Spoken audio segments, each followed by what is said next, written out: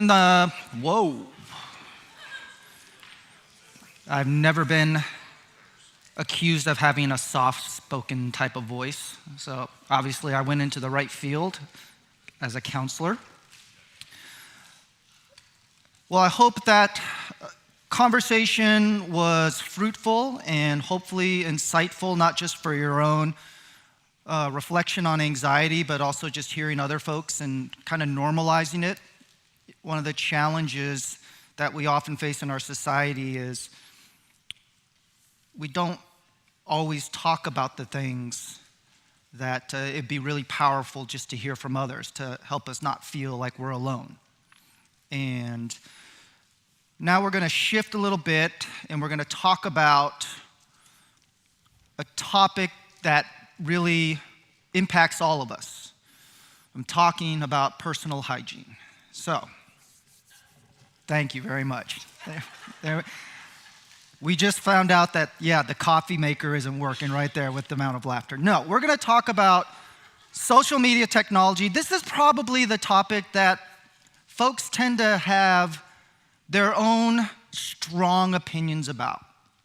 And I'm not really here to change or challenge anyone's mind so much as I want us to dig a little deeper and just understand the implications, understand the why social media has the impact that it does and why it seems to be such a hot button topic for most folks and our society. So I actually have done many trainings and seminars and talks on social media. And oftentimes I'll have folks, when they talk about like one of their greatest fears is like someone says or does something and it's out there. And I'll usually have people write down on a note card like, what's something you did that you got away with and your parents and no one ever found out? And that's when we all kind of have to remember, we were young, immature people too, and we got away with a lot. But then the other thing I have them write down is like, what's one thing, a poor decision, a mistake you made that really kind of helped shape you in a positive way, whether you felt guilty and remorseful, whether you got caught and you had to face the consequences. Because a lot of times folks, when they think about technology, they think about social media, especially with young people, is that it's the worry and fear of what could, right? There's a reason we start with anxiety and talk about anxiety before we move and talk about social media. Because in a lot of ways, we basically just spent 45 minutes saying, hey, we all feel anxious. I had the privilege of sitting in with one group and we kind of talked a little bit about, well, what's the difference between rational anxiety and irrational anxiety? And I think we oftentimes need to make sure we reset how we're thinking about things before we dive into hot button topics, and one of those for a lot of people is social media. One of the first presentations many years ago I gave when I talked about technology and social media, it's like fire. Fire can be used for good, and fire can be destructive.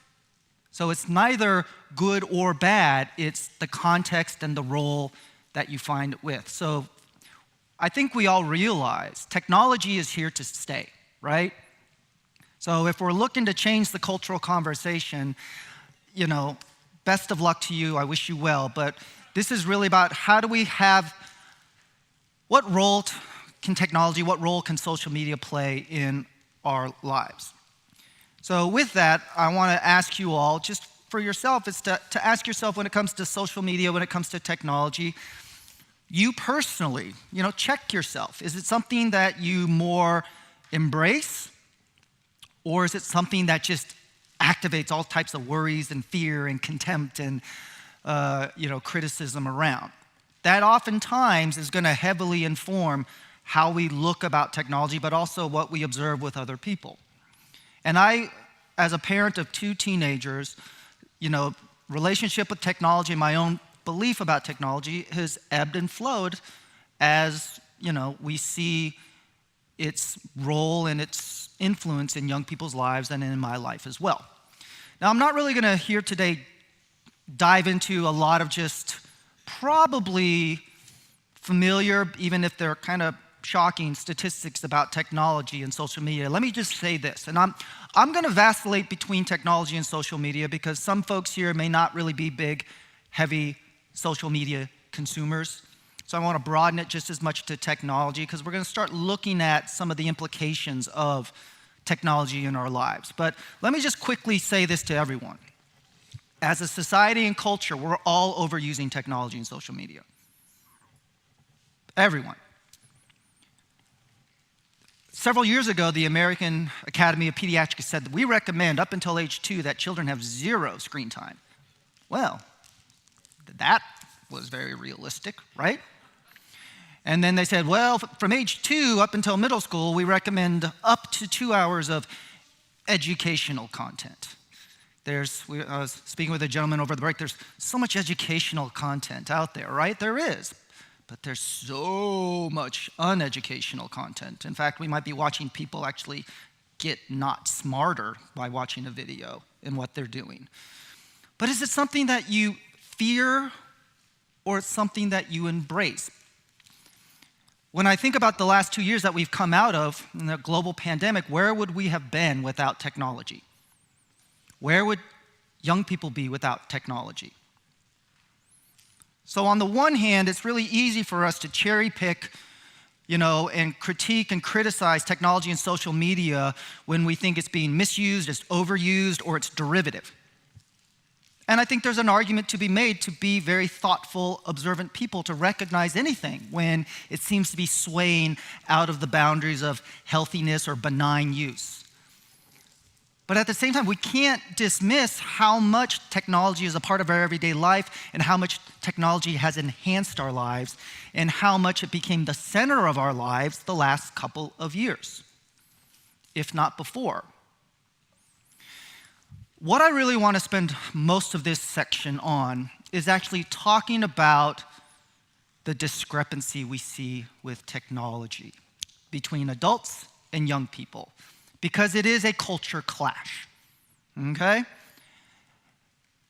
So I want to talk a little bit about what we observe with older folks and parents, and then what we observe and hear from kids to try to make sense of this. So let's look at a few just statistics about parents, and I think most of us probably can relate to it to some degree, even if you're more moderate in this belief or this is really one of the soapboxes that you're going to die on that hill with. So let's look at a couple statistics here. We generally know about 70% of parents think smartphones could bring more harm than good to children. They think it's more dangerous and fearful than its benefits or what it brings into a young person's life. And over 70% of parents, 73, say children should be at least 12 years old to have their own smartphone. That's sort of been, over time, this kind of generational marker. 12 years old is right around the time they go to what? Middle school. That seems to be the timeline when people, itchy ear, when people think, okay, that would be appropriate when we're ready to take on that. Now let's go to the next slide. Majority of parents, almost all parents, say they have a lot of responsibility and ownership in protecting their children from inappropriate content online. And 2/3 of parents say it's harder parenting today. And they primarily cite smartphones and social media as the two main reasons why it's harder to be a parent today. Now, I'm going to quickly throw out a perspective on when to give a child a smartphone or social media.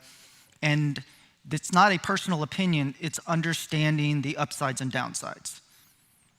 It's the upside of sooner rather than later, and then the upside of later rather than sooner. The strongest argument for introducing technology and social media earlier, let's use age 12, 10 to 12, is that your child developmentally still views you as the authority figure, and you're going to have much more of a collaborative and agreeable kid with rules and regulations.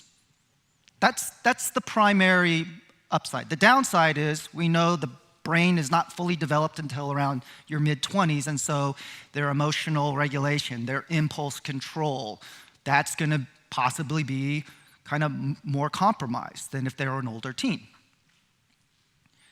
Now, the argument for waiting is, well, if you wait, you're giving their brain a little bit more time to bake, not like in a drug way, but just like it's in the oven, it's developed more.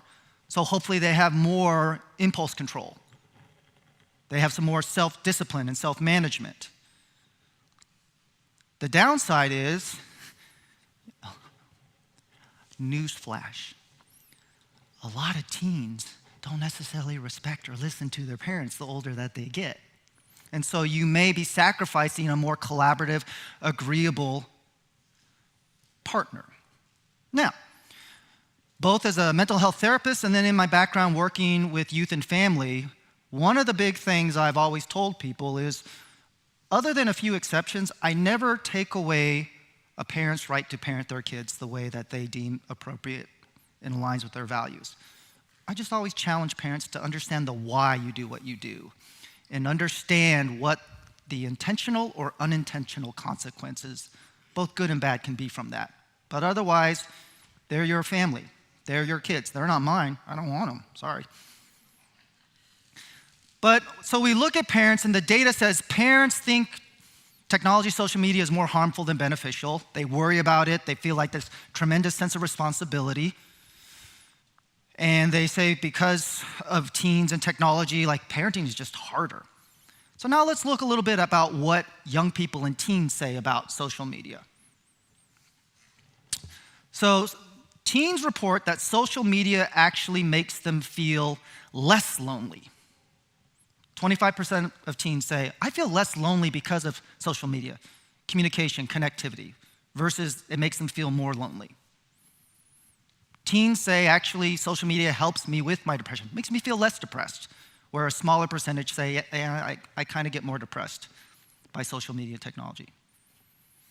And teens report they actually are less anxious thanks to social media use than those teens that report my anxiety gets worse because of my social media activity.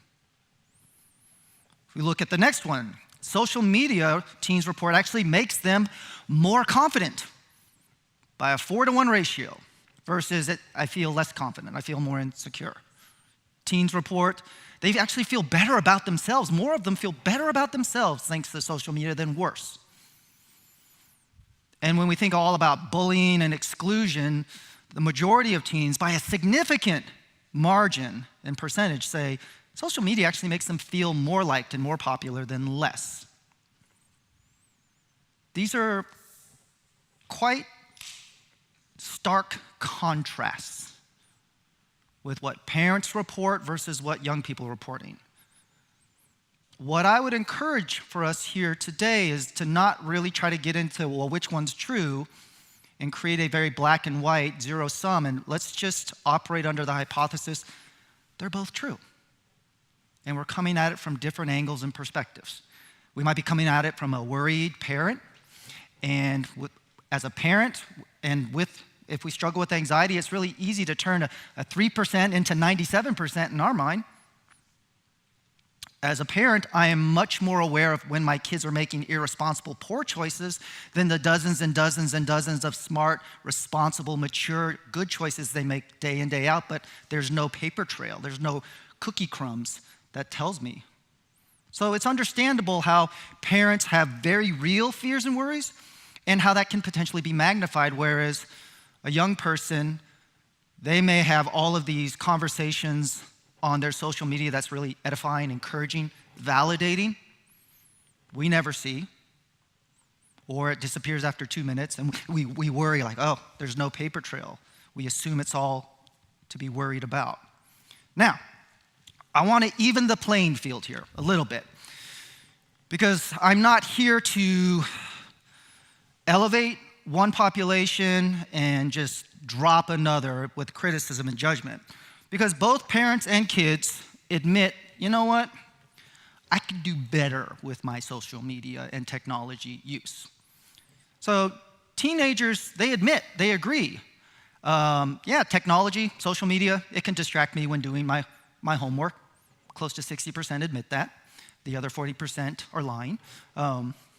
Teens agree that it distracts them when they could be paying attention to people they're with.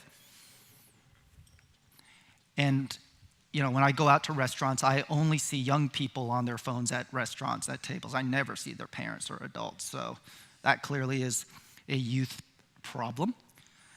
And teens do admit that social media technology does take them away from time and experiences they could otherwise be having with friends face to face. And yet, parents also admit, hey, we spend too much time on smartphones, too. And we feel distracted by smartphones while spending time with their kids. There was an interesting study that came out many, many years ago. It was, in a lot of ways, it wasn't as promoted because it was challenging the assumptions of a social media and technology specialist or an expert that also wrote a book and was a professor talking about the dangers and harms of social media. This study wasn't coming out disputing that or debunking it, but what it was doing, it was adding a variable that this study believed the original expert wasn't taking into consideration. They were looking at when the rates of anxiety and depression really spiked with young people about 14 years ago. And making all of these hypotheses, some that I think were very valid, but some might have been a little bit stretched to make a point and to sell a book about just the harms and dangers of technology, social media, saying it's really harmful and it's detrimental, and that's what we're seeing, the rising rates of depression and anxiety in young people. Now, I'm not here to say that that doesn't have implications, although most of the research shows that it has minimal compared to a lot of the other variables we even talked about in the anxiety section. But this study said, well, actually, if you look at the data, the spike in children's anxiety and depression didn't happen when they got a smartphone. It happens when their parents got a smartphone. And if you're a parent, you understand that the inconvenience, the hit or miss dynamic it is when you want to interact and engage with your kids and they're distracted and they have other priorities. But how when your kids want you, oftentimes it can be really inconvenient. We can be doing other things. But what the data of this one research showed was like kids were feeling more and more like when they needed their parents and when they would come to them, parents were distracted. And I see that all the time. And I struggle with it myself all the time. I'm going to throw out a name up on the slide, and I want to see how many people might get this reference. Is anybody here familiar with Technoblade? Anybody? Yes? No? Huh? What? Is that a new Keanu Reeves movie?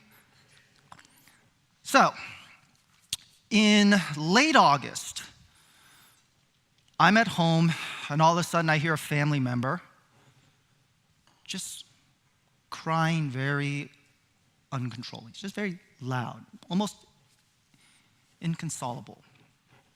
So I go say, what's wrong? What's going on? Well, it turns out Technoblade is a very popular YouTube video gamer.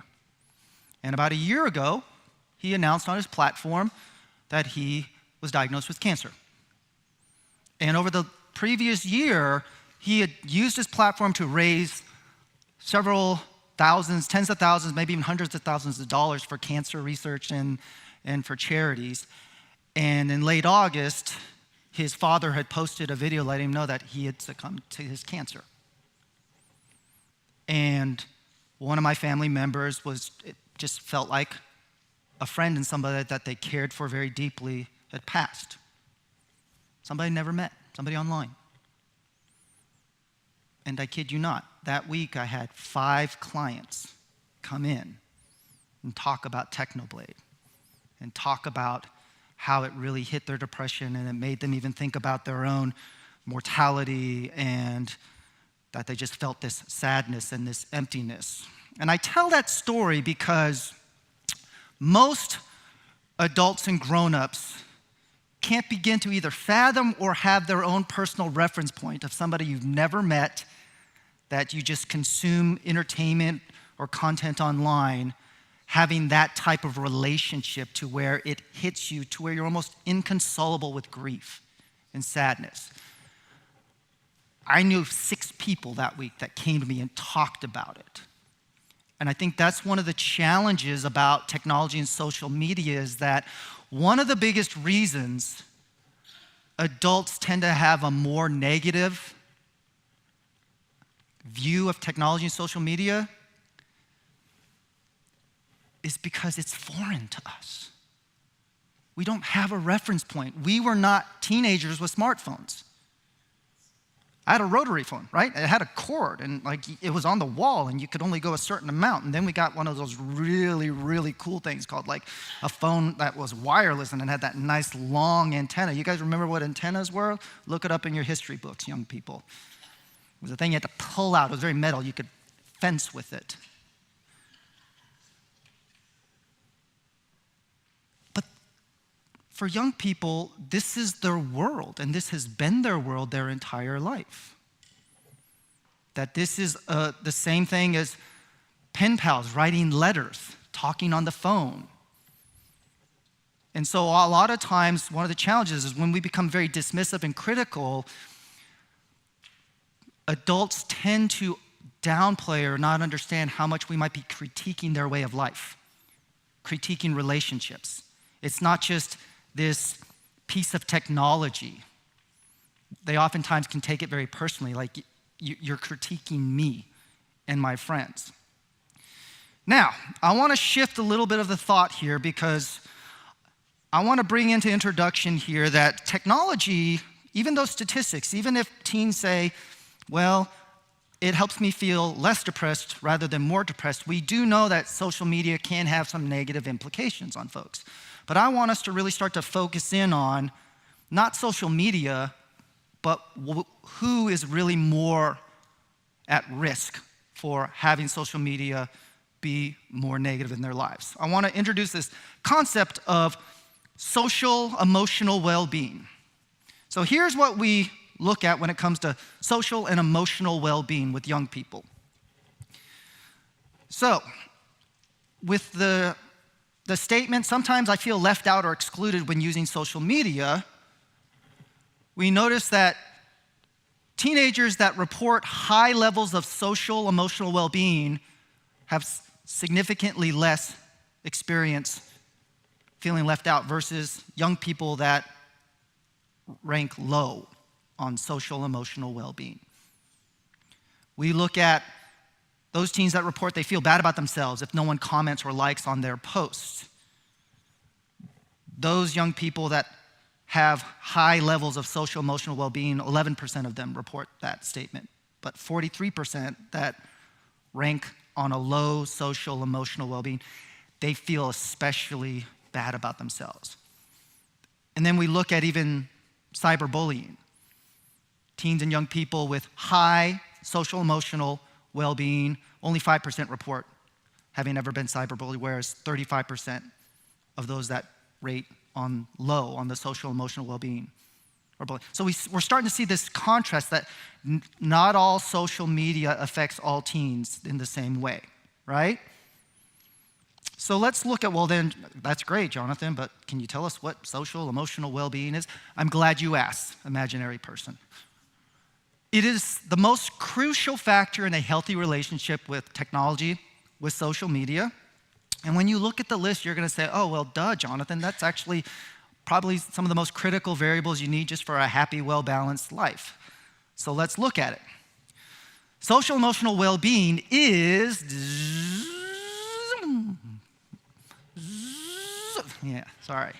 different time zone.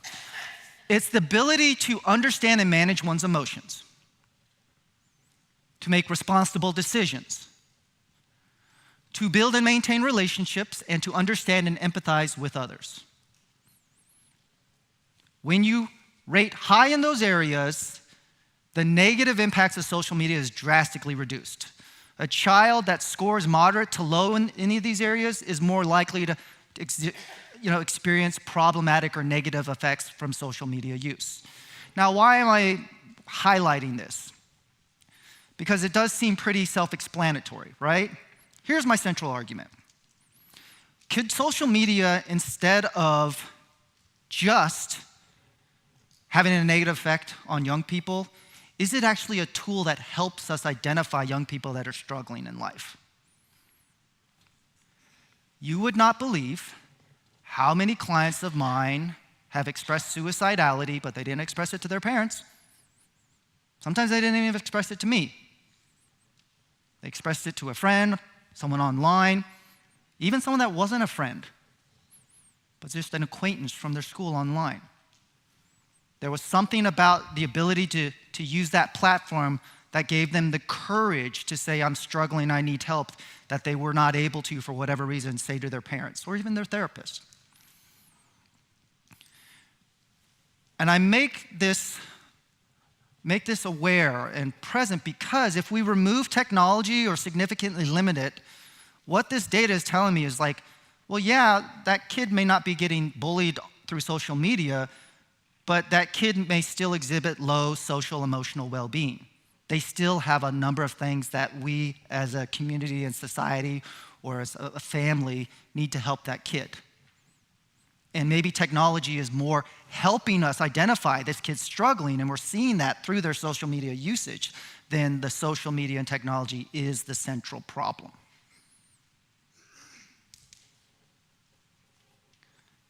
Because I do want us to be thinking about and remind ourselves that there are benefits that come from social media. You may have to think hard. You may think the negatives outweigh it, but there are tremendous amount of benefits that come through social media.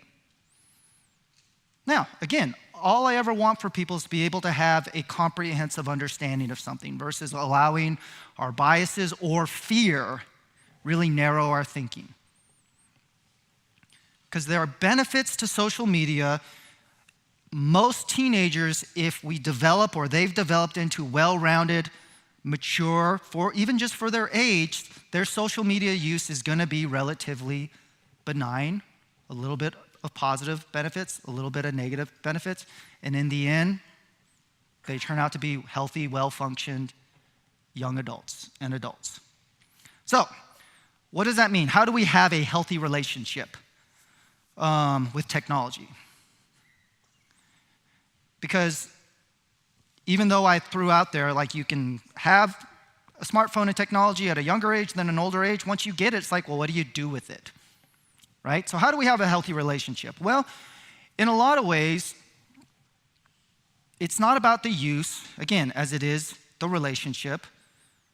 We want to focus on the overall health. If you can forward the slides here to the overall health just as much as the tech. This is what we've started to do here today, is we want to understand that there's both value and risks. Now, if you feel like social media and technology is run amok in someone's life, you're likely to get more change and be more effective if you take incremental steps versus a lot of times we might overreach and swing to the other extreme. Someone goes from too much freedom to everything's restricted versus how do you slowly and progressively move something into a space where you feel like it's a healthier relationship with them. We do the same thing with exercise. We do the same thing with diet and eating. Because the goal isn't to just change, it's to sustain. And anything that's drastically changed can just as quickly go back the other way. Versus incremental changes, it's about building a foundation of healthy use and healthy relationship with technology. Folks that come to me and they have problems with their technology use, we really focus on other aspects of their life. The other things that are going to give them stimuli, community, connection, validation, entertainment. So we nurture healthy outlets, interests, other stress relievers other than just getting on your smartphone, flipping through Instagram, TikTok, YouTube, whatever that may be. We focus more on high probability risks than low probability risks. And that's a huge rabbit hole, but when we think about technology, a lot of times with social media and technology, probably the high risk and consequence is sleep and distraction while they're driving. A lot of people focus, though, on sexual content. Well, a lot of times that is happening, but it's usually that there's a low percentage of people that are doing a lot of that traffic. Your kids can't control receiving necessarily something, but that's more of a low-risk statistic of sending, inappropriate content than receiving it. So that's something that's more of a moderate or low probability versus, again, the effects it's probably having on the sleep. And then also, we already talked about it, distraction while they're studying. Now, at the same time, if a kid is getting good enough grades, committed to education, but the parents still think they use technology too much, that's oftentimes where we talk about it's a relationship. Because if a kid is showing high social emotional well-being, they have interests, they have friends, I'll tell their parents, don't worry about it. Yeah, you'd wish they did it less, but if they have interests, if it's not the most important thing or the only thing in their life, we all have areas in our life where we overindulge. The key to that oftentimes is we have enough protective and pro-social factors in the rest of our lives that keep those contained, right? We're about to move into the holidays. Hey, guess who tends to overeat during the holidays? Hey, guess why they created New Year's resolutions after the holidays? We tend to overindulge, whether it's spending, whether it's eating, whether it's the absence of exercise. And then healthy living is where we have the ability to course correct. And so if your kid shows some signs of indulgence, trust that they will course correct. And then when we talk about the social or the social emotional well-being and emotional intelligence, this is really the work that I do with young people that struggle with technology. Because the more they engage in relationships purely from online, they are limiting the ceiling of those tools that they build. That's where we focus on. Most of the time, parents just want to restrict. They want to limit, right? They want to penalize. We weaponize technology. It's the first thing you lose when you're bad or you break a rule or you don't get good grades. Versus how do we make it a part of the discussion but not the most important thing? So now we're going to go back to discussion and we're going to talk a little bit about not just social media but for technology. And I want us to really start thinking about not just our own relationship with technology and social media, but even talking about, again, that our own social emotional well-being, those activities, those things in our life outside of technology that a lot of us lost the last couple of years. How much have you reintroduced it into your life? And some of us weren't doing that great before these last couple of years. And so I think this is an opportunity for us to be really reflective and honest about not even just our relationship with technology and social media, but just our overall relationship and health when it comes to relational beings. So the questions are going to be thrown up there, and you guys are welcome to recongregate. You can go to different tables, new tables. There's no boundaries or limits. And then in about 10, 15 minutes, we'll take another break.